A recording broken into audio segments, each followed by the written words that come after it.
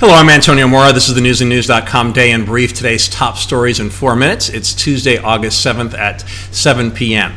If you had a long history of not reporting income to the IRS, violating banking laws, and doing shady deals with the extremely corrupt president of Ukraine, who was a puppet of Vladimir Putin, would you take a high-profile job as the campaign chairman for the leading Republican candidate for the U.S. presidency? A job that would put your whole life under the microscope? That seems to be exactly what Paul Manafort did, if you believe the prosecution's case against him. Now, would you have taken a job as Manafort's deputy on the campaign if you had knowingly participated in all sorts of crimes? That, in effect, is exactly what Rick Gates has admitted to on the stand as the star witness in the case against his former associate. Manafort's whole defense seems to be, don't believe Gates because he's a bad guy. Oh, none of this has anything directly to do with collusion with Russia. Also, if you're addicted to alcohol, drugs, or even sex, you go to rehab. But what do you do if you're president of the United States and you're addicted to Twitter? You can make all the arguments that you want about how Trump has used Twitter effectively, and at times, he certainly has. But even if you're a fan of his tweets, this week is a problem. His tweet about the Trump Tower meeting likely hurt his son and son-in-law, prompting his lawyers to tell him to stop tweeting about the meeting. Now, as fires rage across California, including the Mendocino Complex blaze, which has become the state's largest ever, Trump chooses to weigh in, not by praising the courageous firefighters or sympathizing with the many victims, including those who died, but instead by criticizing California policies.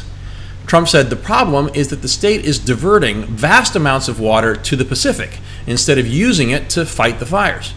California fire officials responded saying they don't divert water into the Pacific and that they have plenty for their firefighting needs.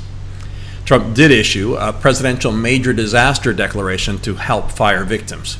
In other news, the U.S. reimposed tough sanctions against Iran. Iran's president then said he was ready to talk to Trump, but the White House said that was propaganda, even though Trump had said he was open to talks. The EU said the sanctions were illegal and that it would work to thwart them. Trump tweeted that anyone who does business with Iran will not be doing business with the U.S. Also Tuesday, 5 states voted in a variety of primaries and special elections that may give us a glimpse at electoral trends. Is Trump a plus for the candidates he supports? Or will his low approval rating with non-Republicans be a drag on GOP chances in November? And will the left of the Democratic Party get another shot in the arm? In our daily alternate universes segment, the great divide between conservative and liberal media, I'm going to put on my Karnak the Magnificent hat. I'm sorry if you're too young to remember who that is. Google it. And I'm going to predict what the divide will be Wednesday night or Tuesday night.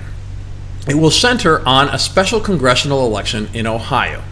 If the GOP candidate wins, media on the right will celebrate their candidate's win, mostly ignoring the fact that the race was far tighter than it should have been in a solidly Republican district.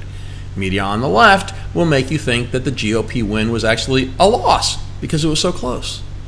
In the alternative, if the Democrat wins, media on the left will celebrate, saying it is proof that a blue wave is coming in November and that it shows how Trump is a major liability for Republican candidates. On the right, the mood will be funereal, but they will argue that all politics is local and that the Democrat spent far more money than the Republican. Just watch, or spare yourself and read about what happened here.